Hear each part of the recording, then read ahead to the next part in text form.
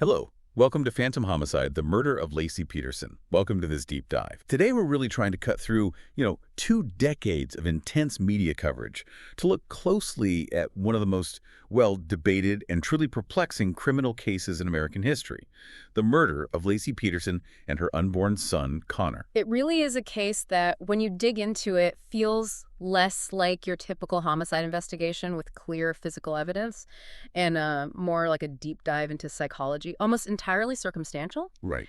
And those images, Modesto, California, Christmas Eve 2002, they're still so vivid for so many people. Yeah. Laci, just 27 years old, 8 months pregnant, vanished, just gone from her home. And the moment her husband, Scott Peterson, called it in, reported her missing, Hi. that clock started ticking. The public eye was on them instantly. It was just immediate. And then 4 agonizing months go by, nothing, until the horrific discovery of Laci and Connor's remains washed ashore on the San Francisco Bay. That changed everything. Missing person became a double homicide investigation. So our mission today, our deep dive, is really specific. We need to unpack that whole stack of evidence, or maybe the lack of it in some ways. Exactly. We need to look at all those small inconsistencies, the powerful psychological factors around Scott's behavior, and critically, the legal strategy. How did the prosecution manage it? How did they weave together hundreds of these tiny circumstantial threads, things that on their own might seem small? Yeah, weave them into a web that was apparently tight enough to get a conviction, even without, a body initially, no murder weapon found, no clear crime scene in the conventional sense. We're hunting for those nuggets, the things that really show how a pattern of lies, of behavior, of maybe consciousness of guilt became the strongest evidence they had. Okay, let's start with that timeline, because the initial story Scott told, it almost sounds, well, deliberately mundane. Too normal, maybe. It does. So Laci Denise Rocha, born 1975, she was working as a substitute teacher. People described her as, full of life, really energetic, apparently very dedicated to being a great homemaker, loved cooking, hosting, gardening. The perfect housewife image came up a lot. And crucially, she was just weeks from her due date, February 10th, 2003. So very, very pregnant. Very pregnant. And then you have Scott Lee Peterson, born 72. On paper, he looks like the classic successful guy. Graduated from Cal Poly, agricultural business degree, worked as a fertilizer salesman. He was athletic, too, wasn't he? Played golf? Yeah, apparently quite good. Played alongside Phil Mickelson back in college, actually. One of his professors even called him a model student, so the surface image was, respectable, successful. They got married in 97, bought their house in Modesto on Covina Avenue in 2000, living that picture-perfect American dream. Until it just shattered. Christmas Eve morning 2002, and Scott's account of that morning, that became everything. The foundation for his defense, but also the very first thing that came under intense scrutiny. What exactly did he say happened that morning? He told police he last saw Laci around 9:30 a.m., said she was watching a Martha Stewart show on TV, something about making meringue. Murray, that specific detail always struck me as odd. It became a weird focal point later, didn't it? He said she was planning to mop the floor, bake some cookies, and then take their golden retriever, Mackenzie, for a walk. Okay, so that's Laci's alleged plan. What was his? His alibi was that he then left the house to go fishing, alone, for sturgeon specifically, Right. at the Berkeley Marina, which, you have to understand, is about 90 miles away from Modesto. 90 miles. One way. Yep. Over an hour-and-a-half drive each way, easily. Seems like a pretty ambitious trip for Christmas Eve morning, especially if your very pregnant wife is home alone. It does seem unusual. And this is where the timeline gets immediately problematic for Laci. Something clearly happened very quickly after that supposed 9:30 a.m. sighting. The dog, right, Mackenzie? Exactly. Their neighbor, Karen Service, found Mackenzie wandering the neighborhood alone, but crucially with his leash still attached. And it was muddy. What time was this? She later testified it was around 10:18 a.m. Some initial reports said maybe 10:30, but either way. That's a really narrow window. If Laci was fine at 9:30, watching TV, planning her day. Right. Then by 10:18, the dog she was supposedly about to walk is out on the street, alone, leash on. It suggests Laci was gone or incapacitated sometime within that, 48-minute time frame. Another neighbor saw the dog loose around 10:45 too. Okay, so Scott's out fishing, supposedly. When does he say he gets back? He claimed he returned home around 4:30 p.m. said he found the house empty, but Laci's car, her Land Rover, was still in the driveway. But he tried to contact her earlier. Yes, and this became hugely significant. At 2:15 p.m., while he said he was leaving the Berkeley Marina, he left her a voicemail. What did it say? Hey, beautiful, it's 2.15. I'm leaving Berkeley. Just that. That sounds almost too perfect, like creating evidence. It definitely raised eyebrows later. It placed him 90 miles away at that specific time. But the tone, the delivery, it just felt calculated to many. So he gets home at 4:30. She's not there. When is she officially reported missing? Scott and Laci's stepfather reported her missing shortly before 6 p.m. that evening. Detectives Ellen Burkini and John Bueller responded to the house. And what do they find inside? This was another immediate red flag. They found Laci's keys, her wallet, her sunglasses, and her purse, all tucked away together in a closet. Wait, if she was supposedly going out shopping later, or even just walking the dog? Exactly. You wouldn't leave all those essential items behind, would you? Keys, wallet, purse. It suggested she hadn't left the house voluntarily for any kind of normal activity. Hashtag tag tag 1.2, initial suspicion and detached demeanor. This leads us straight into how the investigators felt right away. Even though, officially, they didn't treat it as overtly suspicious at first. Maybe she just walked off. Their gut reaction to Scott was different. Oh, absolutely. Detective Bueller, one of the lead investigators, he talked about this extensively later. He noted Scott's calm, cool demeanor and his lack of questioning. That's the key part, isn't it? The lack of questions. It really is. Think about it. Your 8 months pregnant wife is missing on Christmas Eve. You'd expect someone to be frantic, right? Demanding answers from the police. What are you doing? What's the plan? When will you call me back? But Scott didn't do that. No. Bueller said he didn't ask what they were doing or when they'd follow up. It was just quiet acceptance. Bueller described it memorably as a strange combination of polite and arrogant, disaffectedly distant and impatiently irritable. That emotional disconnect, it screamed volumes right from the start, before they even knew about, well, anything else. And that wasn't the only immediate issue. The timeline lie. He didn't just tell one story. Correct. This was huge. While he told the police he went fishing at the Berkeley Marina, he told his neighbor something different, and a relative too. He told them he'd been golfing that day. Golfing, not fishing. Completely different alibi, mutually exclusive. You can't be both golfing locally and fishing 90 miles away at the same time. Having two different stories circulating immediately suggests deliberate deception. He's creating different realities for different audiences. Wow, okay. And what about his actions after he supposedly got home and found her missing?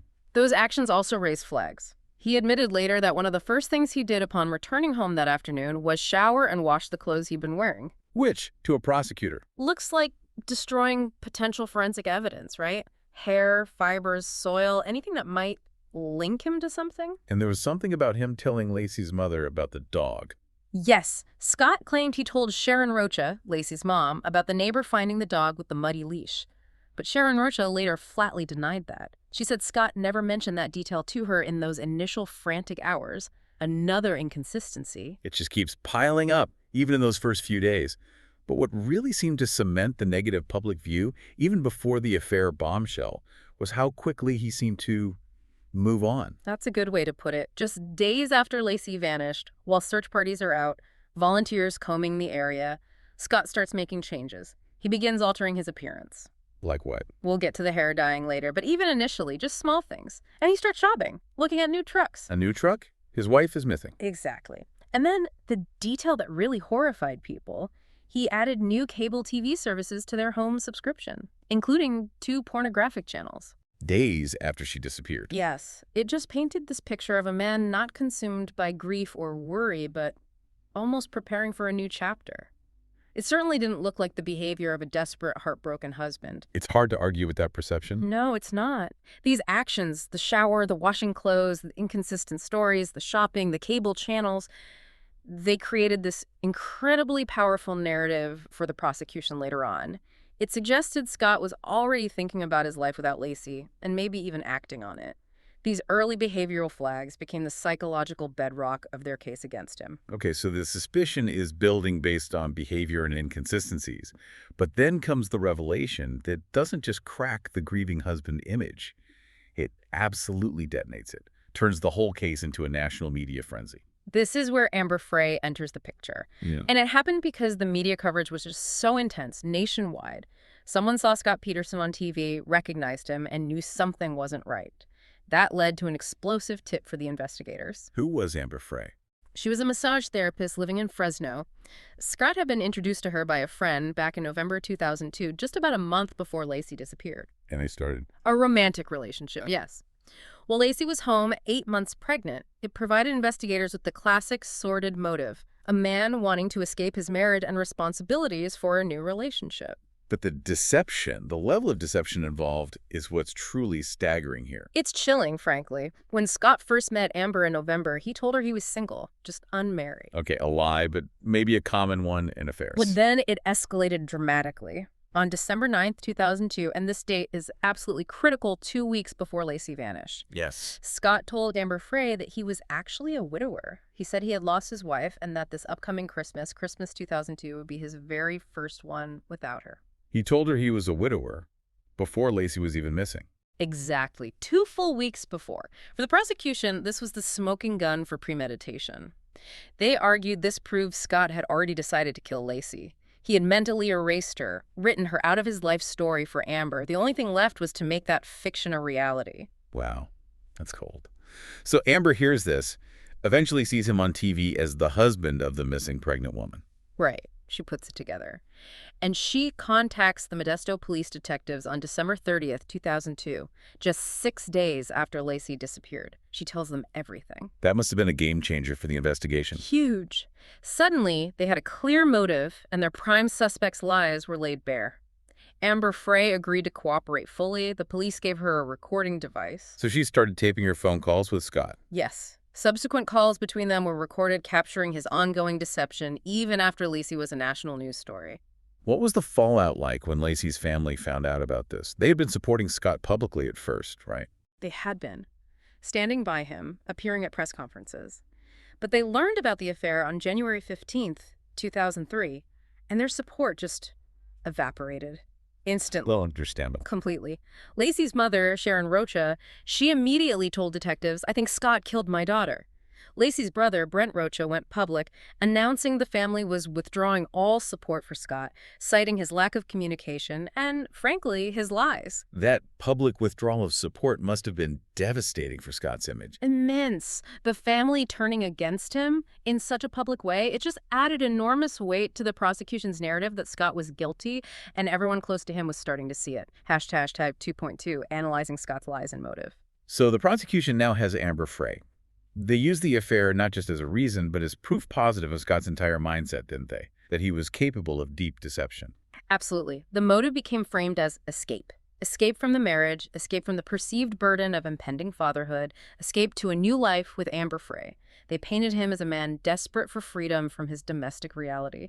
Did they bring in any other potential motives? What about money? They did touch on financial pressure. They had an auditor testify that Scott and Laci were living somewhat beyond their means. They'd racked up about $23,000 in credit card debt. $23,000? Is that a huge amount? Enough to kill for? Well, the prosecution argued it added to the pressure cooker environment. Debt combined with marital dissatisfaction, maybe the stress of the baby coming, it all contributed to his desire to, wipe the slate clean. But hold on, didn't the defense push back on that? Wasn't there more context to the finances? Yes, and that's a fair point. The same auditor also testified that while they had that debt, they were paying their bills on time. And they still had access to about $50,000 in available credit on other cards. So it wasn't like they were facing imminent financial ruin. So maybe not a primary motive, but perhaps a contributing stressor. That's how the prosecution likely wanted the jury to see it. A piece of the puzzle, not the whole picture. But the real dynamite, the truly devastating evidence that went way beyond finances, was those recorded phone calls with Amber. What was on those tapes? They played them for the jury. Hours of calls. And they just revealed Scott's incredible, sustained manipulation. He's weaving these elaborate lies to Amber while Laci is missing, while the whole country is watching. Like the Paris story. That's the most infamous one, yeah. He told Amber he was traveling abroad. Specifically, he claimed he was in Paris, trying to cope with the grief of his deceased wife over New Year's. Well, where was he really? He was right there in the Modesto area, Still pretending to be involved in the search effort sometimes, calling Amber from across the bay while claiming to be overseas.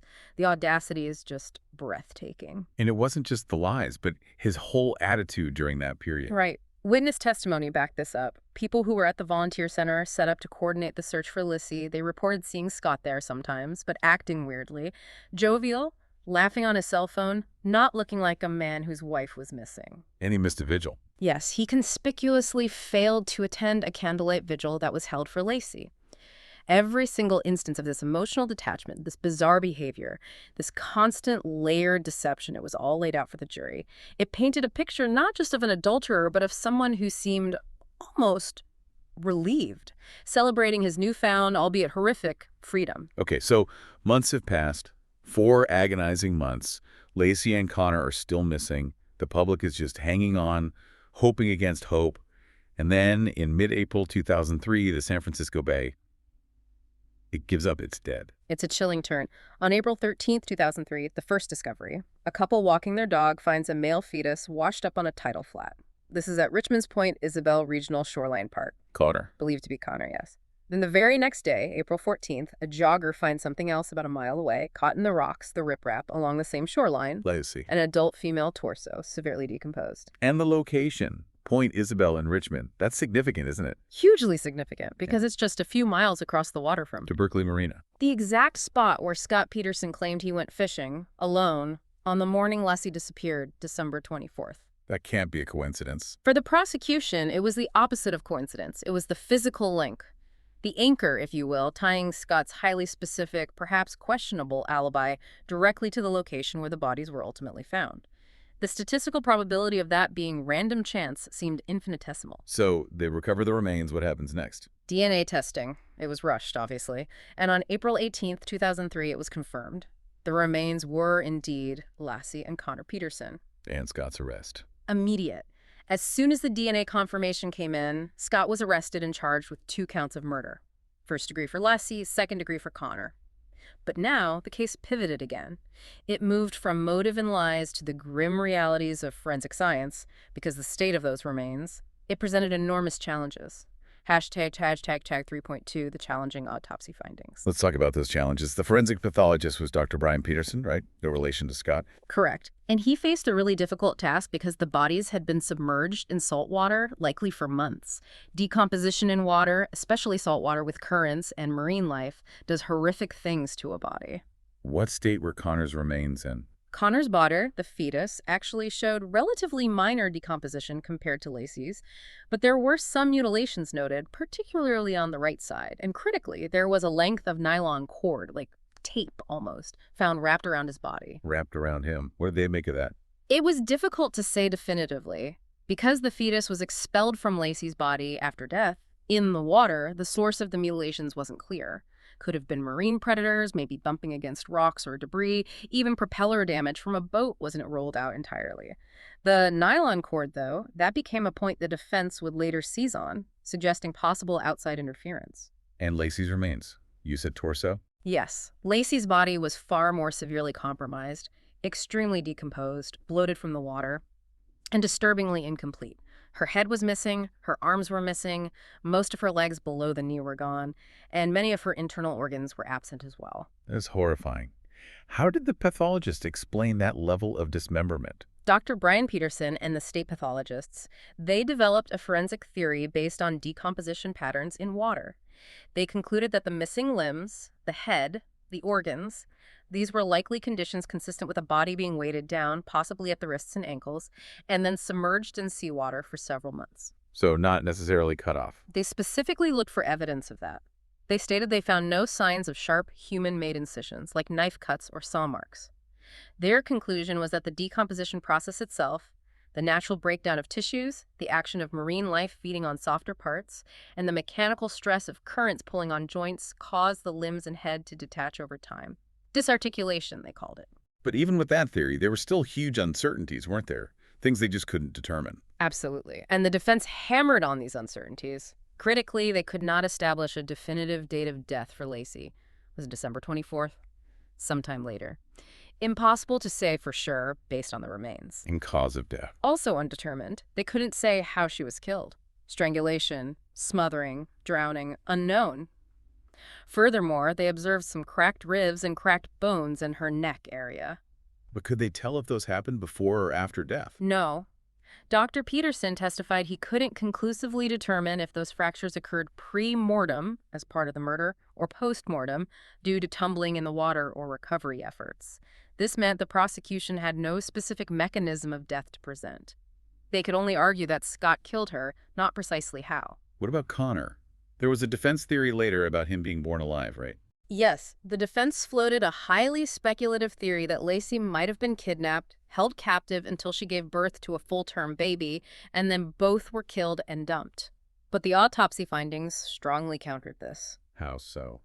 Dr. Peterson concluded that Connor had died in utero, inside Laci's body. He believed Connor was expelled from Laci's decomposing body only after her abdominal cavity ruptured due to the natural process of decay in the water. Crucially, Laci's uterus and cervix were found intact. Meaning she hadn't given birth naturally. Correct. The medical evidence strongly indicated that the baby died when, or very close to when, the mother died, likely around the 8-month gestation mark, not after a full-term birth. So the bodies are found, identified. The link to the marina is chillingly close. The investigation instantly narrows, laser-focused on Scott. And there's this immediate fear, isn't there, that he's going to run? Absolutely. The police were convinced he was a flight risk, especially now that murder charges were imminent. The sense of urgency must have been palpable. Did they try to track him? They did. Initially, they managed to get a GPS tracking device secretly placed on Scott's car, but he almost immediately showed his cunning, or maybe just paranoia. He switched vehicles, started driving his brother's car, another one, rendering that GPS tracker useless almost right away. So how did they keep tabs on him? They had to resort to monitoring his cell phone calls, triangulating his location based on cell tower pings, and those pings showed him heading south, down towards San Diego. San Diego. Yeah. That's close to the border. Very close, less than 30 miles from the Mexican border. And Detective Brocchini pointed out that Scott knew that area well. He had family connections there. It just cemented their fear he was making a break for Mexico. And the arrest itself, it didn't happen quietly at his home, did it? No, it played out almost like a movie scene. On April 18, 2003, the day the DNA results came back, they tracked him to the Torrey Pines golf course in La Jolla near San Diego. Golfing again. Apparently, he was there meeting his father and brother for a round of golf, maintaining that bizarre veneer of normalcy even as the net was closing in tighter and tighter. He was arrested right there on the golf course property. And what did they find when they searched the car he was driving? That was pretty damning, wasn't it? Oh, incredibly damning. The contents of that vehicle told a story completely opposite to a casual day of golf. It screamed flight. What was in there? Okay, get this. Nearly $15,000 in cash. $15,000? Yeah. Wow. Plus, a whole load of camping gear and survival equipment. Several changes of clothes, not one, but 4 different cell phones. 4 phones. 4 separate cell phones. And 2 driver's licenses his own. And his brother's license as well. Oh, and a supply of Viagra tablets. It really looks like someone packing for a quick getaway, doesn't it? Yeah. Cash, burner phones, survival gear. Exactly. And then there was the most visually striking element. His appearance. You'd changed it. Significantly. He had recently dyed his dark hair and his beard a sort of sandy blonde color. It looked like a clear attempt at a disguise. So the police interpretation was unavoidable. Unequivocal. They saw the cash, the gear, the phones, the brother's ID, the dyed hair. It all added up to one thing. A man preparing to flee to Mexico to escape arrest and prosecution for murder.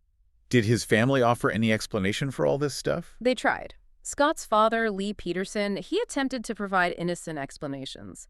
He claimed the hair dyeing wasn't a disguise, but a desperate measure to try and avoid the relentless media hounding they were experiencing. Okay, maybe plausible on its own. What about the brother's license? The explanation for that was that Scott needed it to get a discount. Apparently, Torrey Pines offered a cheaper rate for local residents, and Scott was using his brother's ID to qualify for that discount. And the cash, the gear. Those were harder to explain away convincingly. While the defense tried to downplay it, you present that entire package, the $15 K, the 4 phones, the survival stuff, the disguise to a jury. It paints a very powerful picture of intent to flee. Hashtag tag 4.2.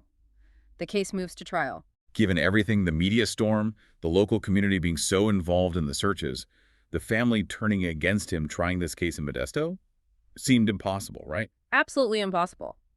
The risk of a biased jury pool in Stanislaus County was just too high, so the court granted a change of venue, which is pretty standard in high-profile cases like this. Where did it end up? The trial was moved to San Mateo County, down in the Bay Area, hoping to find jurors who hadn't been quite as saturated by the local coverage and maybe weren't as emotionally invested from the start. And the legal teams were high profile, too. Very much so. The prosecution was led by Rick DiStasso, and the defense was helmed by the very well-known, high-powered defense attorney Mark Garagos. So it was set up for a major legal battle. But even finding an impartial jury in San Mateo was tough, wasn't there? Problems cropped up. Yes, the jury selection process itself was difficult, and even after the jury was seated, there were issues. Early on, one juror had to be dismissed. She was seen speaking privately with Laci's brother outside the courtroom. Even if innocent, the appearance of potential bias was enough to get her removed. It just showed how emotionally charged the whole atmosphere was. And then later, during deliberations, didn't the foreman get removed? That was even more dramatic. After the case went to the jury, the original foreman, who was actually an attorney himself, was removed and replaced. The official reason was misconduct. Misconduct, what kind? Reports suggested he might have been conducting his own research or introducing outside information, but there were also allegations that he requested to be removed after potentially receiving threats related to the case. Whatever the exact reason, that kind of disruption during deliberations is rare and underscored the immense pressure and scrutiny surrounding the trial. Okay, so we're at the trial, San Mateo County. And this is really the heart of it, isn't it? Because the prosecution's case was built almost entirely on, well, circumstances. Exactly. There was no smoking gun in the traditional sense, no murder weapon recovered, no blood evidence linking Scott to a violent crime scene, no eyewitnesses to the murder itself, no definitive cause or time of death from the autopsy. So how did they build a case strong enough for first-degree murder? They built it brick by brick, using hundreds of individual pieces of circumstantial evidence. The goal was to create a narrative, a tapestry of guilt so compelling that it overcame any reasonable doubt. It was all about showing Scott's consciousness of guilt through his actions, his lies, and the improbable coincidences. Let's start with that fishing alibi. How did they attack that? They picked it apart meticulously. First, the timing of the boat purchase. Scott bought that small aluminum fishing boat in mid-December, not long before Laci disappeared. Suggesting premeditation? Potentially. Then he bought a 2-day fishing license just 2 days before Christmas Eve. Again, seems like specific preparation. But then they highlighted the inconsistencies in his story about the fishing trip. Like what? He gave conflicting accounts to police about what kind of bait he used, or even what kind of fish he was actually trying to catch. Sturgeon, he said initially, but then maybe other things. It sounded vague, unprepared for someone supposedly on a specific fishing trip. And the lure. Right. That single fishing lure he bought specifically for the trip. It was found back at his home, still in its original packaging, unused. So the implication was? The trip wasn't really about fishing at all. It was purely constructed as an alibi, a reason to be 90 miles away at the Berkeley Marina, near the deep waters of the San Francisco Bay. Which leads directly to maybe the most memorable and controversial piece of physical evidence they presented, the concrete anchors. The concrete anchor theory. This was absolutely central to the prosecution's case, giving the jury a potential how? How did he dispose of the body in the bay? What was the theory exactly? Police searched Scott's warehouse, a workspace he rented. Inside, they found a homemade concrete anchor in his new fishing boat. They also found circular marks on the floor that seemed to match the size of a 5-gallon bucket. Prosecutors argued that Scott had mixed concrete in his warehouse, likely using 5 buckets, to create 5 homemade anchors. They theorized he used 4 of these anchors, one tied to each of Laci's wrists and ankles, to weigh her body down when he dumped her in the bay from his boat. And the 5th anchor, the one found in the boat? They suggested maybe he made an extra one, or it was leftover material, or maybe in the darkness or haste he simply missed attaching it or it fell off. But the core idea was 4 anchors used, 1 left behind as evidence. This gave the jury a plausible mechanism for disposal, linking the warehouse activities directly to the bay. But the defense fought back hard on this anchor theory, didn't they? There was a whole forensic debate. Oh, a huge debate. The prosecution presented a witness who claimed the concrete material from the anchor found in the boat did not match concrete samples taken from Scott's driveway. Scott had claimed he'd made 1 anchor previously, using leftover concrete from a driveway repair project. So the prosecution tried to say the boat anchor was made separately, specifically for the crime. Exactly. But the defense brought in their own concrete expert who effectively neutralized that argument. He explained that concrete poured over a gravel base, like a driveway, will have gravel aggregate mixed in, especially if you sample deeper. If you only sample the very top smooth layer, it might look different from a batch mixed purely in a bucket. So he argued the materials were consistent. Yes, he argued that the anchor could have come from the same batch as the driveway repair remnants, undermining the prosecution's claim of a separate, sinister batch being made. It became a very technical back and forth. And the biggest hole the defense pointed to. No anchors found in the bay. Despite extensive searches using sonar technology, the prosecution even admitted was sensitive enough to locate something as small as a tin can on the bay floor. No concrete anchors were ever recovered near where the bodies washed ashore or anywhere along Scott's supposed boat path. That seems like a major problem for the theory. It was a huge point for the defense. If he used 4 anchors, where are they? They asked repeatedly. The prosecution had to counter by bringing in expert divers who testified about the conditions in the bay, murky water, deep mud and silt, strong currents making recovery of even known objects incredibly difficult, almost impossible. They argued the anchors were likely buried deep in the mud. So the anchors remained a debated point. What other physical evidence did they link Scott to Laci being in that boat? The hair, right? Yes, the single strand of hair. This was presented as a crucial physical link. Investigators found a single strand of dark hair tangled around a pair of pliers that were inside Scott's boat. And they tested it. Yes. The FBI crime lab performed mitochondrial DNA, mtDNA, testing on that hair. They compared it to hairs taken from Laci's hairbrush. The result? The mtDNA profile from the hair on the pliers was consistent with the mtDNA profile from Laci's hairbrush. What did the prosecution argue this meant? Their argument was simple and direct. Laci's hair was on the pliers in the boat. Therefore, Laci's body must have been transported in that boat, likely after she was deceased, shedding the hair during the process. But mitochondrial DNA, that's not like regular DNA, is it? It's not unique. Exactly. And this is where the defense attacked fiercely. mtDNA is inherited maternally, meaning Laci would share the same mtDNA profile with her mother, her siblings, and anyone else in her direct maternal line. It's not unique, like nuclear DNA.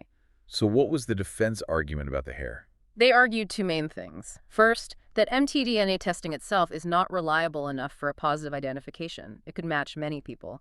Second, even if it was Laci's hair, there were innocent explanations for how it got there. Maybe she'd been in the boat previously. Maybe Scott used the pliers at home and the hair transferred then. Maybe it transferred from Scott's clothes. They argued it didn't prove her dead body was ever in that boat. Mark Geragos, Scott's lawyer, he had a tough job. He couldn't really make Scott seem likable after the Amber Frey revelations. No, he couldn't, and he didn't really try to defend Scott's character on that front. He famously conceded to the jury that Scott was a cad, an old-fashioned word for basically a dishonorable man for cheating on his pregnant wife. But his argument was, being a terrible husband doesn't automatically make you a murderer. He tried to separate the infidelity from the act of killing. He aggressively questioned the prosecution's motive, basically asking the jury, why would this man chuck this entire life? Why throw away his comfortable life, his family, his freedom, everything, for a massage therapist he'd only known for a few weeks and had taken on maybe 4 dates? He argued the motive just wasn't strong enough for such a drastic, horrific act. so his main strategy was attacking the investigation itself. Precisely. The core defense strategy was to portray the Modesto Police Department as suffering from extreme tunnel vision.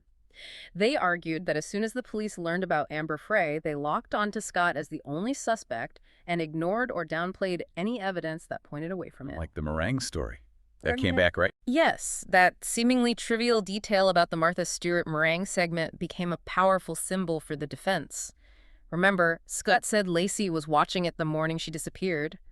Police initially dismissed this, suggesting Scott made it up or was mistaken. But he wasn't. No. Geragos dramatically played a videotape recording of the actual Martha Stewart show that aired that morning in court for the jury.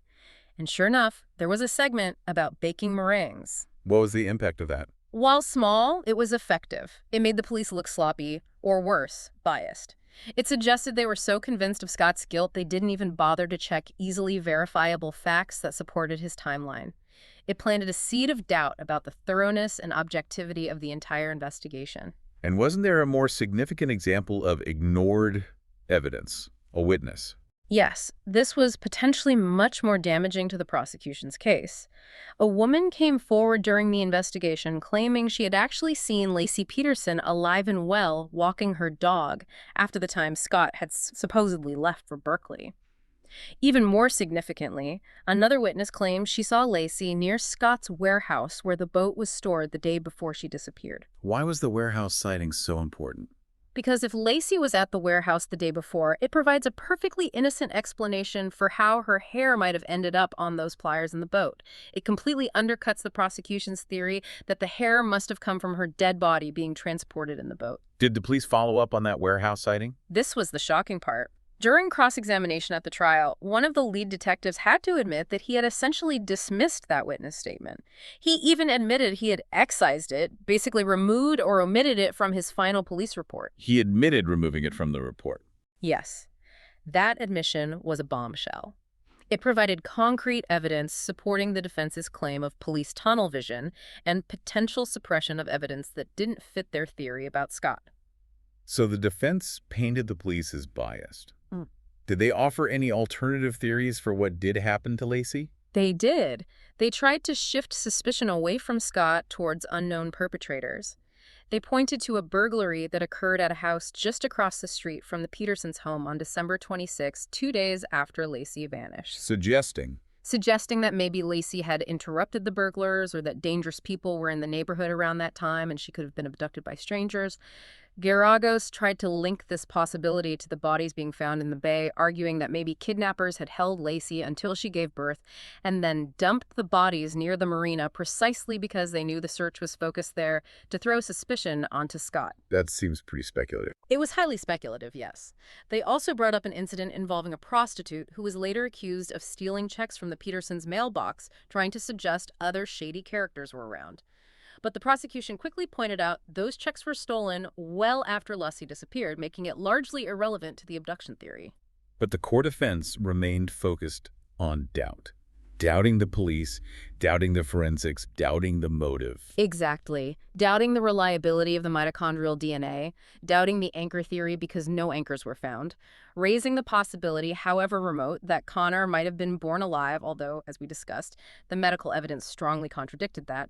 It was all about creating reasonable doubt in the minds of the jurors by highlighting every inconsistency, every forensic ambiguity, every alleged police misstep. #tag 5.3 verdict and sentence. So you have this intense trial, the prosecution building this massive circumstantial case, piece by tiny piece, the defense relentlessly attacking the investigation's integrity and the forensic gaps. How did the jury finally land? Despite Mark Geragos' vigorous efforts to sow that reasonable doubt, highlighting every potential police error and forensic uncertainty, the jury ultimately found the prosecution's narrative more compelling. On November 12, 2004, after lengthy deliberations, they returned their verdict. Scott Peterson was found guilty. Guilty of what specifically? He was convicted of first-degree murder for the death of Laci, which required finding premeditation and malice aforethought. And crucially, they found true the special circumstance of multiple murders because of Connor. For Connor's death, he was convicted of second-degree murder. Why second degree for Connor? Likely because proving specific intent and premeditation to kill the fetus, separate from the intent to kill Laci, was legally more complex. Second degree implies malice, but not necessarily the same level of premeditation as first degree. Still, a murder conviction. Did the jurors ever speak about why they convicted him? What swayed them? Yes, several jurors spoke to the media afterwards, and their reasoning was quite consistent. They said it wasn't one single piece of evidence that convinced them. There was no aha moment. Instead, it was the sheer volume, the cumulative weight of all the circumstantial evidence. Puzzle pieces. Exactly. One juror famously described it as being convinced by the hundreds of small puzzle pieces that, when put together, painted an undeniable picture of guilt. They also consistently mentioned Scott's behavior, his unnerving lack of emotion throughout the trial and during the search, and especially those chilling phone calls to Amber Frey, where his deception was just so blatant and sustained. The totality of his lies and actions sealed his fate. So the conviction comes in November 2004. Sentencing followed later. Yes, the penalty phase followed, where the jury had to decide between life in prison or the death penalty. They recommended death. And on March 16, 2005, the judge formally sentenced Scott Peterson to death by lethal injection. Did the judge say anything notable with the sentencing? He did. He echoed the jury's sentiment about the nature of the crime, calling Laci's murder cruel, uncaring, heartless, and callous. Scott was then transferred to California's death row at San Quentin State Prison to await the automatic appeals process that comes with any death sentence in California. Okay, so Scott Peterson is convicted, sentenced to death. For many, that might seem like the end of the story. But in high-profile cases like this, the legal battles often continue for years, even decades. Absolutely. The trial verdict is often just the beginning of a very long appellate process, and Scott Peterson's case is a prime example of that. Over 15 years after his initial sentencing, the penalty phase, the death sentence itself, was dramatically revisited. How did that happen? Through the automatic direct appeal process required for all death penalty cases in California. In August 2020, the California Supreme Court issued a major ruling on Scott's appeal. His lawyers had argued the trial was fundamentally unfair due to the massive pretrial publicity and also claimed several incorrect evidentiary rulings by the trial judge. Did the Supreme Court agree? Did they overturn the conviction? No, crucially, they upheld the guilty verdicts. They found that, despite the publicity, Scott had received a fair trial on the guilt phase, and the evidence presented was sufficient to support the convictions for the murders of Laci and Connor. But they unanimously, in a 7-0 decision, overturned the death sentence. Why? On what grounds? It came down to an error made during jury selection, specifically during the part called voir dire, where potential jurors are questioned about their ability to be impartial. The Supreme Court found that the trial judge had improperly dismissed several prospective jurors simply because they expressed personal opposition to the death penalty on their questionnaires. Even if they said they could still impose it. Exactly. These potential jurors had indicated that, despite their personal feelings, they could potentially vote for the death penalty if the evidence warranted it according to the law. By removing them prematurely, the judge had effectively tilted the jury pool towards jurors more inclined to impose death, violating Scott's constitutional right to an impartial jury drawn from a fair cross-section of the community. This error required the entire penalty phase to be thrown out. So did that mean a whole new penalty trial? Initially, yes. The case was sent back to the lower court for prosecutors to decide whether they wanted to conduct a new penalty phase trial, presenting all the evidence again to a new jury just to decide between life and death. And did they? Ultimately, no. After considering it, the Stanislaus County District Attorney's Office announced they would not seek the death penalty again. They decided to accept a sentence of life without the possibility of parole instead. So Scott Peterson is no longer on death row? Correct. In December 2021, he was formally resentenced. He received life in prison without the possibility of parole for Laci's first-degree murder, plus a concurrent sentence of 15 years to life for Connor's second-degree murder. After that, he was moved off death row at San Quentin and transferred to Mule Creek State Prison, where he remains today. But even with the death penalty off the table, the fight for complete exoneration didn't stop there, did it? He filed other appeals. No, it didn't stop. He also pursued what's called a habeas corpus petition. This is a separate legal avenue where a prisoner argues their incarceration itself is unlawful, usually due to constitutional violations or errors not addressed in the direct appeal. What was his main argument in the habeas petition? One of the key claims revolved around juror misconduct again, but a different juror this time. His lawyers argued that one of the seated jurors, often referred to as juror number 7 or Rochelle Neese, had lied during jury selection. Specifically, she failed to disclose that she had previously been a victim of domestic abuse and had obtained a restraining order against a former partner. Why was that considered significant? The argument was that her history of domestic abuse might have biased her against Scott Peterson, and by concealing it, she essentially lied her way onto the jury with an agenda to convict. They argued this deprived Scott of his right to a fair and impartial jury. What did the court decide on that claim? That petition went through lengthy hearings, including testimony from the juror herself. In December 2022, the judge denied the habeas petition. The judge acknowledged that the juror probably should have disclosed her past experiences and may have answered questions incorrectly. But it wasn't intentional bias. The judge concluded her failure to disclose was more likely due to sloppiness or perhaps a misunderstanding of the questions, rather than a deliberate, malicious attempt to hide her past in order to get on the jury and convict Scott. Finding no proof of actual bias affecting the verdict, the judge let the conviction stand. Hashtag 6.2, the ongoing quest for innocence, the LAIP. So, direct appeal failed on guilt, habeas petition denied. But then, things took another turn recently, didn't they, with the Innocence Project getting involved? That's right. In early 2024, the Los Angeles Innocence Project, LAIP, a prominent legal organization that works to exonerate wrongly convicted individuals, announced they were taking on Scott Peterson's case. This generated a huge amount of new attention. What was their basis for taking the case? Did they claim new evidence? Yes, the LAIP stated they believed new evidence, combined with claims of police misconduct and suppressed information from the original investigation, supported Scott's assertion of actual innocence. What was their first move? Their immediate focus was demanding new, advanced DNA testing on several pieces of evidence from the original case file that either weren't tested back in the early 2000s or could benefit from newer, more sensitive testing methods. How did the prosecution respond to that? Initially, the district attorney's office described the request as largely unnecessary. They pointed out that substantial DNA testing had been done previously, including retesting efforts as recently as 2013 and 2019 on some items, and nothing had exonerated Scott. They seemed resistant to reopening that door. But did the LAIP get any testing approved? They achieved a very limited victory on that front. In May 2024, a judge considered their extensive list of items for testing. The judge rejected most of them, but granted the motion for new DNA testing on one specific item. Which item was that? A small piece of duct tape. This piece of tape was reportedly found stuck to Laci's pants during the autopsy back in 2003. Why focus on that tape? What's the potential significance? The hope for the defense, presumably, is that modern sensitive DNA testing might find trace DNA on that tape belonging to someone other than Laci or Scott. If they could find an unknown male DNA profile, for instance, it could potentially point towards an unknown third party being involved, lending credence to the abduction theory. So that testing is presumably underway or pending.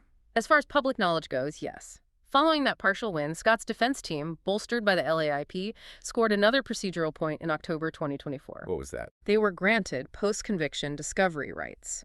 This essentially means they get broader access to the prosecution's original case files, police reports, investigative notes, potentially evidence logs, things they claim might have been withheld or suppressed during the original trial. Like the excised witness statement. They're looking for more examples of that. That seems to be the implication. It's a common strategy in innocence cases. Argue that the police and prosecution didn't play fair, hid evidence that didn't fit their narrative, and therefore the conviction is fundamentally flawed. But what's the absolute latest development? Has this led anywhere concrete yet? The road remains very difficult for the defense. Despite these procedural steps, the most recent major ruling went against them. In June of 2025, a state appeals court denied the LAIP's latest writ of habeas corpus. This particular writ had focused heavily on claims that potentially exculpatory evidence that could suggest innocence was either destroyed by investigators or improperly suppressed from the defense. The court rejected those claims. So while the LAIP continues to work on the case, the legal hurdles to actually overturning the conviction remain incredibly high. Hashtag Tech 6.3 legacy and cultural impact. Regardless of the ongoing legal battles, the impact of Laci and Connor's murders was immediate and profound, wasn't it? It led to actual changes in law. It absolutely did. The immense public outcry and the focus on Laci's pregnancy directly catalyzed the passage of federal legislation. In 2004, the Unborn Victims of Violence Act was signed into law. It's commonly known as Laci and Connor's Law. What does that law do? It establishes that if a federal crime of violence is committed against a pregnant woman, causing death or injury to the unborn child she is carrying, that constitutes a separate, distinct federal offense. It allows for separate charges and penalties for harming the fetus during an attack on the mother. So it legally recognized the fetus as a victim in those specific circumstances. Yes, exactly. It was a significant piece of legislation directly born from this tragedy. And financially, what happened with things like life insurance? Scott couldn't profit, obviously. No, absolutely not. California law, like most places, prevents criminals from profiting from their crimes. There was a $250,000 life insurance policy on Laci. A judge quickly ruled that those proceeds would go directly to Laci's mother, Sharon Rocha, not to Scott. But perhaps the biggest legacy is the cultural one. This case just exploded in the media. It became a true cultural phenomenon, didn't it? It absolutely dominated news cycles for months, years even.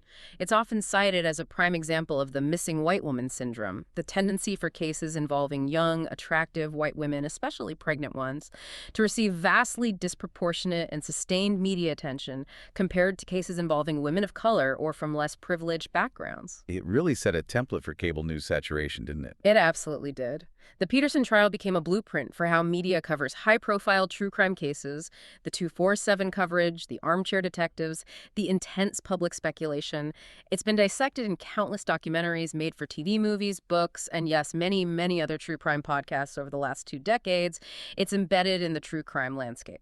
So here we are. We've gone through the whole awful timeline, from that seemingly normal Christmas Eve morning that spiraled into a nightmare, through the discovery, the lies, the trial built on circumstantial threads, right up to the ongoing legal fights fueled by the Innocence Project.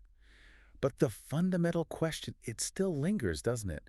Especially when you step back from the courtroom drama. It really does. Can a case like this build purely on hundreds of these small circumstantial pieces where you don't have the murder weapon, you don't have the definitive DNA linking him to the act, no clear cause of death, can it ever truly satisfy that public desire for absolute certainty? It's a tough question. Scott Peterson's story really serves as this profound, almost textbook example in law and psychology. It shows how a defendant's own actions, the sustained, elaborate deception, the chilling lack of appropriate emotion, the consciousness of guilt manifested through things like the conflicting alibis, the weird spending, the attempts to change his appearance and flee, how all that can create a narrative so powerful that it outweighs a defense focused solely on pointing out forensic gaps or lack of direct evidence. The prosecution managed to weave a story. A devastatingly cohesive story, where the specific how he killed her and the precise why, beyond just wanting freedom, might remain terrifyingly vague, disturbingly unclear. But the who, for that jury, was deemed certain beyond a reasonable doubt. His behavior convicted him as much, if not more, than any single piece of evidence. Which brings us to one final, maybe unsettling, provocative thought for you, our listeners, to chew on. The fact that Scott Peterson's legal team was granted those post-conviction discovery rights in late 2024, giving them access to potentially unseen files nearly a quarter-century after the crime. It forces you to ask, what, if anything, could possibly still be hidden away in those 20-year-old police reports, interview notes, or maybe untested scraps of evidence? Is there anything buried in that mountain of paperwork that, if revealed now, could genuinely shift the public's understanding or even the legal standing of that original investigation and that landmark conviction? Or is it just the final, fading echo of a defense that's run out of road? Okay, so we hope you liked our today's discussion. For more such discussions, subscribe to our channel, Phantom Homicide.